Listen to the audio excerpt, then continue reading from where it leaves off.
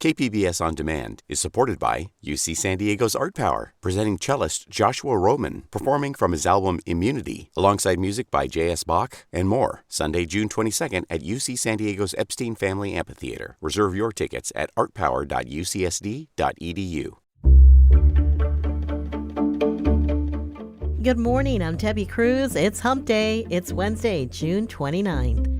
Local activists react to migrant deaths. More on that next, but first, let's do the headlines.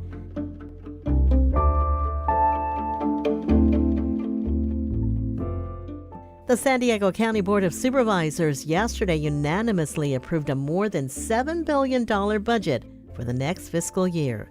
The budget includes $200 million in additional funding requests for wildfire reduction efforts, hiring more county employees, and park or community center projects.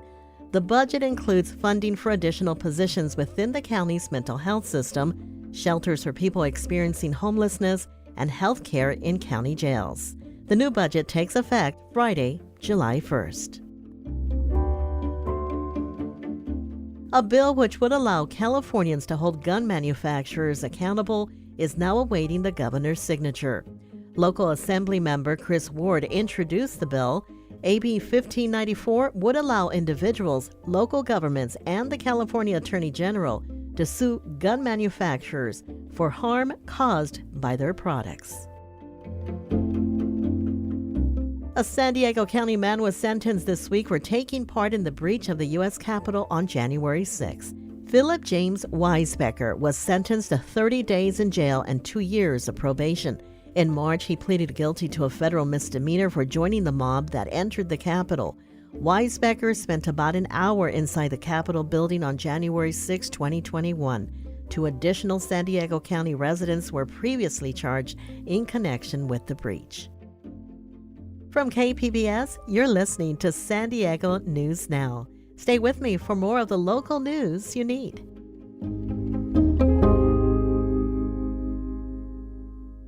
KPBS On Demand is supported by Latino Legacy Foundation, presenting their Storyteller series, Reach for the Stars with Ellen Ochoa, the first Latina astronaut, former NASA director, and San Diego native, Sunday, June 29th. More at latinolegacyfoundation.org.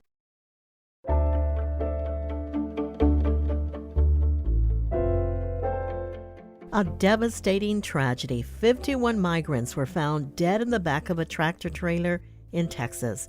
This is the deadliest human smuggling case in modern U.S. history. Local activists told KPBS border reporter Gustavo Solis that these border deaths are preventable. Activists are blaming migrant deaths on border enforcement policies that block legal pathways into the U.S. while simultaneously making illegal crossings much more dangerous. Pedro Rios is with the American Friends Service Committee. He says policies like Title 42, which prevent access to asylum, leave desperate migrants with little choice. When the U.S. does not allow people to have their asylum rights recognized, it forces them to make drastic and dangerous decisions like getting into a tractor trailer or crossing through the mountains or crossing through the oceans, where the likelihood of injury and death increases. According to data from Customs and Border Protection, 557 migrants died while attempting to cross the border during the 2021 fiscal year. It was the deadliest year on record for migrant deaths. Alex Mensing is an activist with the Innovation Law Lab. This is going to continue happening. And so this stark headline of at least 50 people died in a trailer, let it be a wake-up call for people, not to say what a horrible thing happened, but we need to do something to stop this from happening. Here in San Diego, there's been an increase in drowning deaths from people trying to swim or use a boat to enter the country. Gustavo Solis, KPBS News.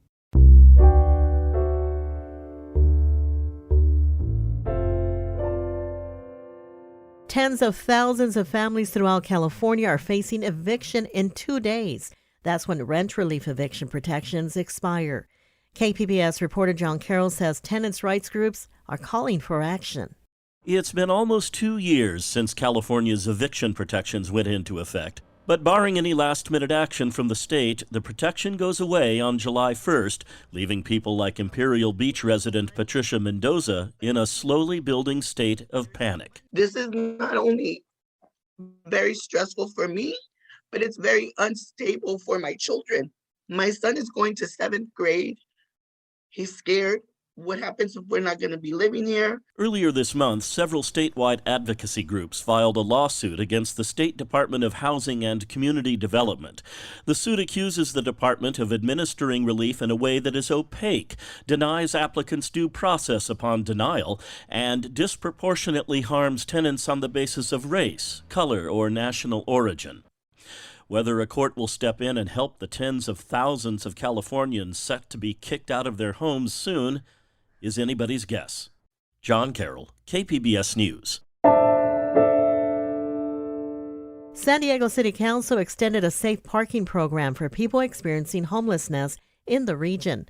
We go now to KPBS reporter Jacob Baer. He has more on this.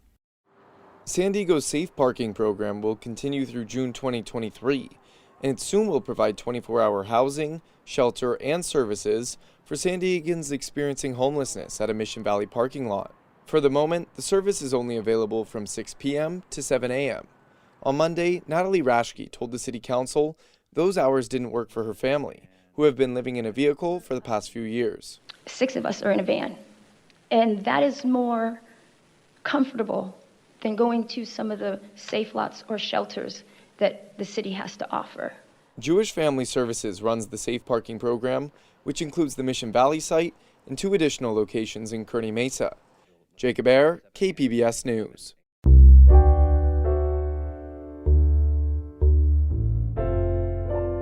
California's $300 billion budget deal did not include an increase in wage replacement for workers who take time off for health reasons or to take care of an ill relative or to bond with a new child.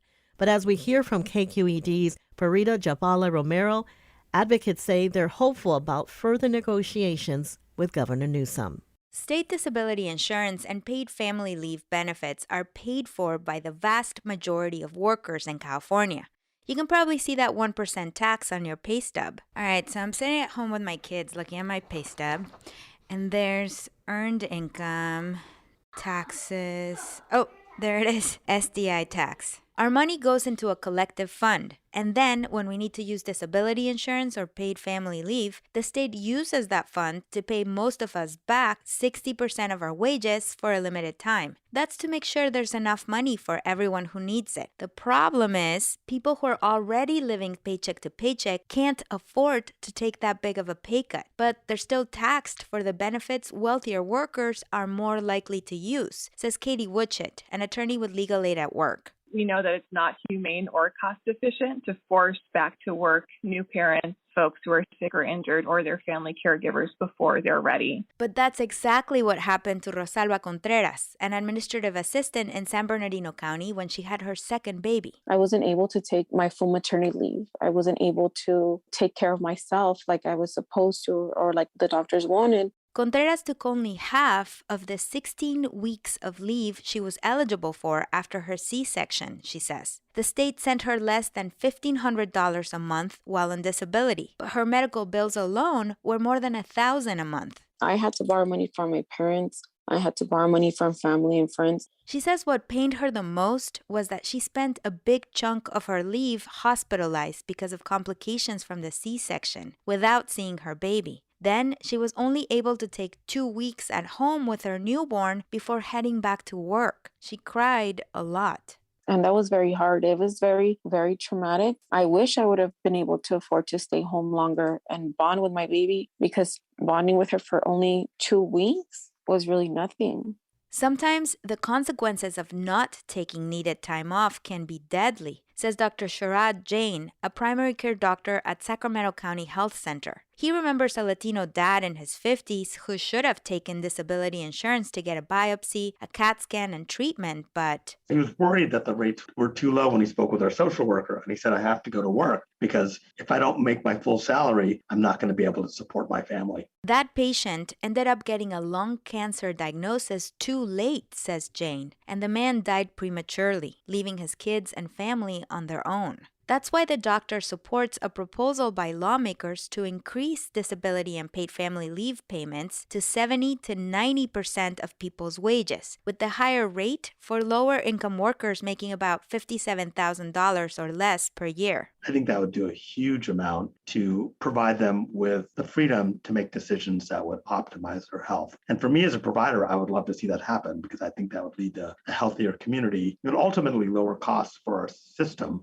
by earlier diagnosis and treatment. Governor Newsom vetoed a similar proposal to boost wage replacement last year, arguing it would cost too much. But this year, the governor's office has been offered a potential fix to raise more funds, getting rid of a cap that allows the highest income earners to stop paying SDI taxes on income beyond $146,000. So right now, people don't pay that SDI tax after they make $146,000. With the new proposal, they'd keep paying it throughout the year, no matter how much they make. Again, here's attorney Katie Woodchett with Legal Aid at Work. So, requiring wealthy people to pay the same percentage as the lowest income workers seems pretty reasonable. Now it's up to Newsom to decide if he agrees. His office declined to comment on the proposal or the negotiations.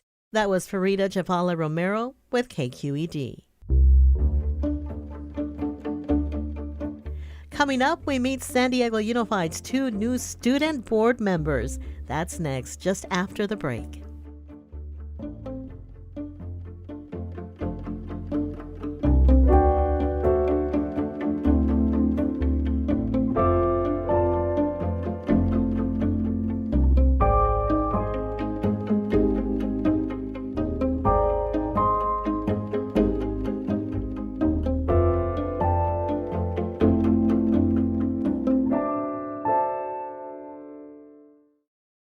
KPBS On Demand is supported by UC San Diego's Art Power, presenting cellist Joshua Roman, performing from his album Immunity, alongside music by J.S. Bach and more. Sunday, June 22nd at UC San Diego's Epstein Family Amphitheater. Reserve your tickets at artpower.ucsd.edu.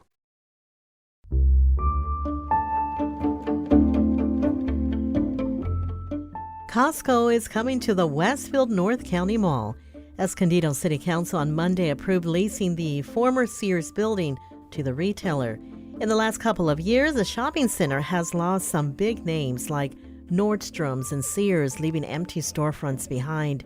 Eric Bruvold with the San Diego North Economic Development Council says the addition of Costco is part of a pattern indoor malls everywhere are experiencing. We've seen this all over the country. Indoor malls are having to rethink themselves and redesign themselves. And one of the challenges that will be with the design, or I guess opportunities with the design, is there a way for the Costco to as well integrate with the other parts of the shopping centers? Bruval thinks the decision to add Costco will create short-term construction work, long-term employment opportunities, as well as generate sales tax revenue for the city of Escondido at a time where the budget faces a deficit. San Diego Unified's first ever student school board member has graduated. Last night, the board welcomed 2 replacements. KPBS education reporter MG Perez tells us who they are. 16-year-old Leah Nepomuceno is one of the new San Diego Unified student board members. She's an incoming senior at Scripps Ranch High School. 14-year-old Matthew Quitoriano is the other new member, an incoming 10th grader at San Diego High School. They replaced Zachary Patterson, who helped create the student board member position he's held for almost 2.5 years. We've had the climate strike. We've had protests against racial injustice. We've had protests calling out gun violence and recognizing massacres that are happening in our schools. And action has actually been taken. Patterson heads to Duke University this fall, where he plans to study government and be involved in student politics. MG Perez, KPBS News.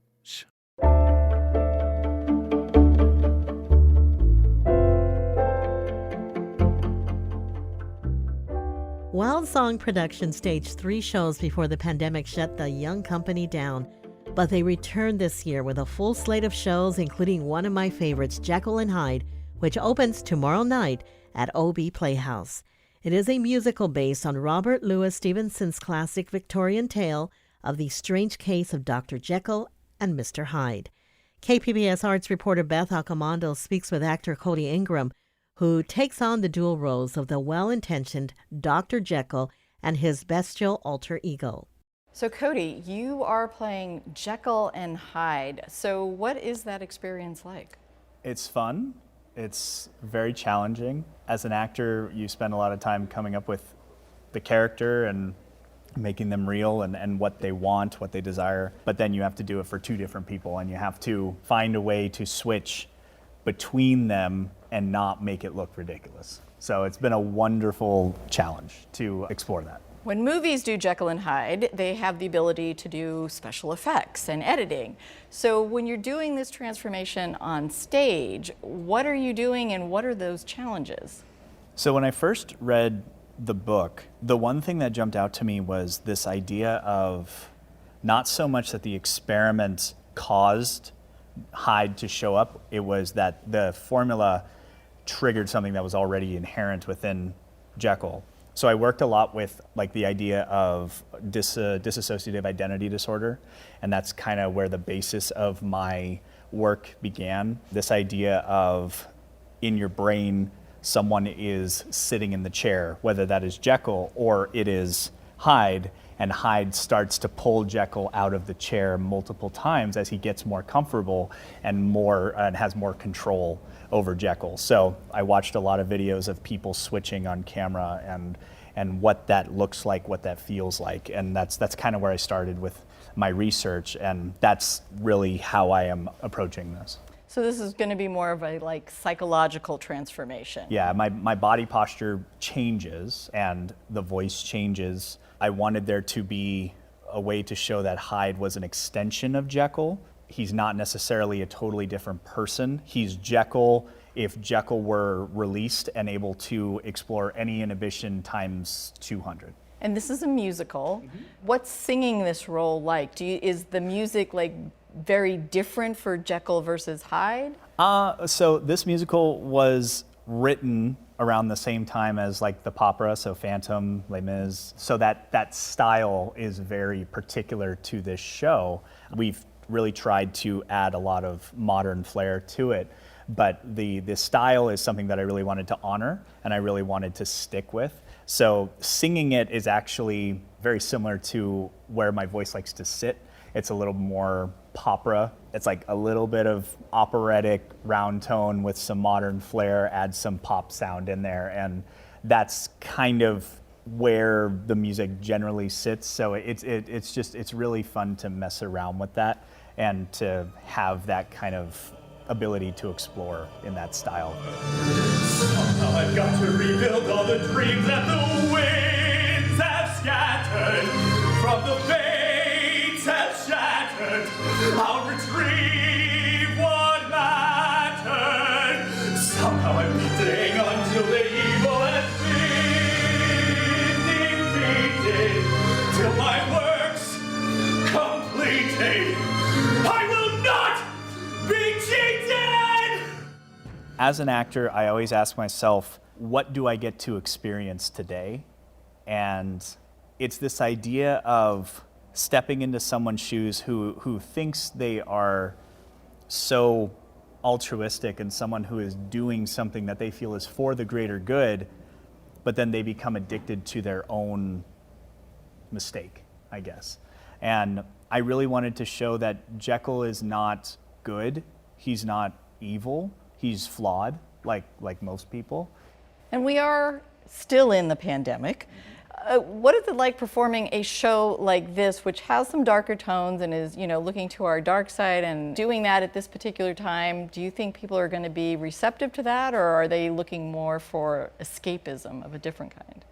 I think people like to see stories that are truthful. And obviously this show has a lot of stylistic motifs on it, but the core elements of we choose what we become, what we choose to be, is very relevant in this time. And we are also really working with the idea of the class system in Victorian London and power over the working class and things like that. Those are themes that I think are very relevant today.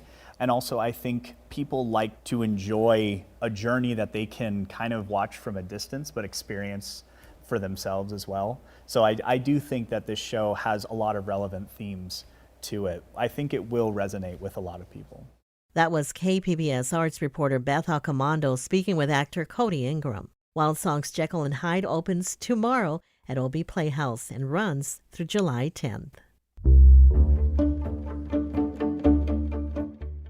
That's it for the podcast today. As always, you can find more San Diego news online at kpbs.org. I'm Debbie Cruz. Thanks for listening and have a great day.